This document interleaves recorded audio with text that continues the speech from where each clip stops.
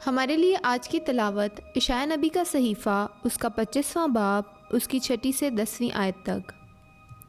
और रब्बुल फ़ाज इस पहाड़ पर सब अक़वाम के लिए मुर्गन अशियाए खुर्दनी और उम्दा मैं की ज़ियाफ़त तैयार करेगा। हाँ, मुर्गन और पुरमगज़ अशियाए खुर्दनी और उम्दा खालिस मैं की ज़ियाफ़त। और वो इस पहाड़ पर से उस नकाब को दूर कर देगा जो तमाम अक़वाम को छुपाता है, और इस पर्दे को जो तमाम उम्मतों को पोशीदा रखता है। वो मौत को हमेशा के लिए नेस्त करेगा, और खुदावंद खुदा हर चेहरे से आंसू पहुँचेगा और अपनी उम्मत की रुसवाई तमाम ज़मीन पर से दूर करेगा। यकीनन खुदावंद ने फरमाया है, उस रोज़ ये कहा जाएगा, देख ये हमारा खुदावंद है जिसकी हमने इंतज़ारी की, वो हमें रिहाई देगा।